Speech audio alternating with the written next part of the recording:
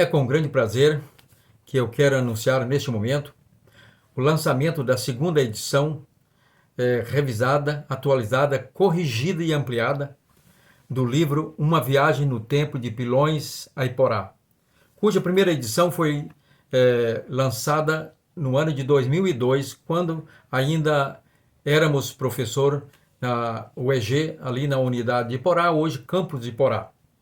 E é um trabalho que representava na época 25 anos de pesquisas árduas em bibliotecas, arquivos de museus, e que resultou naquele trabalho que abriram várias janelas para pesquisas de acadêmicos que produziram preciosos trabalhos, monografias sobre a história regional, muitos deles orientados por nós, né, ali.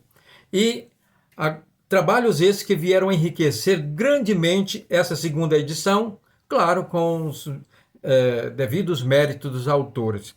Essa segunda edição saiu agora num novo formato. Realmente nós reescrevemos, demos uma nova apresentação didática ao texto para facilitar o acesso aos conhecimentos, às informações por estudantes e professores. E naquela primeira edição ela saiu com 295 páginas.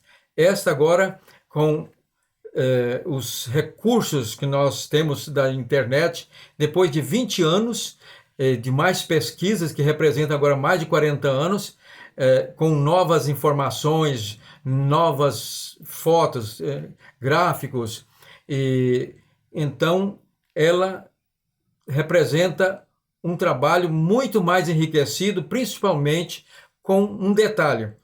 Tem notas, com as notas de rodapés, que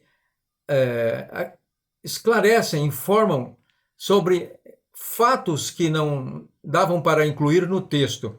E assim se tornou uma edição com muito mais informações, e um volume com 433 páginas, com uma nova capa, uma nova apresentação editorial de primeiríssima qualidade, né, estética, como se publica aí nas grandes livrarias, que foi publicado pela editora Kelps, que é uma das mais renomadas de Goiás. E então nós temos agora esta maravilhosa obra, na aparência e no conteúdo, que você poderá adquirir no lançamento ali no Colégio Estadual Elias de Araújo Rocha, a partir das 19 horas do dia 26 de outubro. Você está convidado para estar ali, prestigiar esse momento cultural importante e adquirir o seu volume, porque é uma edição independente, com uma publicação limitada. E poderá ser que, se você deixar muito para depois, poderá ficar sem esta obra preciosa que fala sobre a nossa história, como a outra que esgotou. E havia sempre uma demanda aí procurando e cobrando uma segunda edição, que nós estamos agora disponibilizando. Concluindo, é um trabalho que trata da história não só de Iporá, mas do oeste goiano e da história de Goiás, pois começa lá em 1682, com a passagem do bandeirante Anhanguera pai, aqui com seu filho na época, o Anhanguera filho, que tinha apenas 12 anos, e ele então descobre as minas de ouro e vai para São Paulo. Depois ele morre. 50 anos mais ou menos depois, o Anhanguera filho vem e redescobre as minas, e em 1725 e em 1726 começa então a exploração, com a fundação do Arraial de Santana, que deu origem à cidade de Vila Boa, a vila capital do estado.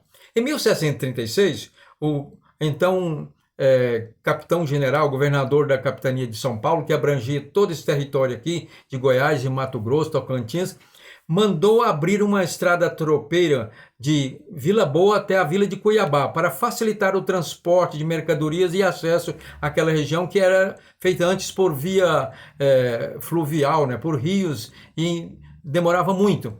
E nessa abertura foi descoberto o Rio Claro, que é um rio diamantino. E logo depois, o rei de Portugal mandou uma equipe para pesquisar, averiguar e mapear essa região, onde descobriram várias jazidas de diamantes. E então, em 1748, os irmãos Joaquim e Caldeira Brantes arremataram o contrato, porque era só permitido por empresa da coroa portuguesa, para explorar os diamantes, e fundaram o Arraial de Pilões, ali no Rio Claro, pouco abaixo de Israelândia. Esse arraial começou ali com o trabalho dos Brantes, com 200 escravos. Depois eles foram embora, mas a região continuou rigorosamente vigiada por mais de 60 anos. E com o tempo o arraial prosperou e virou distrito da capital, que era o distrito de Rio Claro, da paróquia da freguesia de Nossa Senhora do Rosário. Com o tempo ele prosperou e entrou em decadência. Já no século XX, ele era conhecido como o Comércio Velho. E em 1938 foi transferido para as margens do Córrego Tamanduá, com um novo nome, Distrito de Itajubá. Quando vieram todas as instituições, subprefeitura, subdelegacia, subcoletoria, e escola pública e mais tarde a paróquia, né? Portanto, em 1943 foi prosperando, aí mudou o nome para Distrito de Iporá, né? E que em 1948 veio a se tornar município. E em 1949 foi instituída aqui então a prefeitura pelo primeiro prefeito nomeado, o tenente Luiz Alves, que coordenou a primeira eleição, cujo eleito foi o Israel Murim, que já era um líder aqui político que havia trabalhado para a emancipação da cidade, para o desenvolvimento, que é considerado como, não o fundador, mas como um dos protagonistas, porque o projeto de fundação da mudança lá do antigo Comércio Velho para Itajubá não foi nem do Israel Murim, nem tampouco do mestre Osório, né?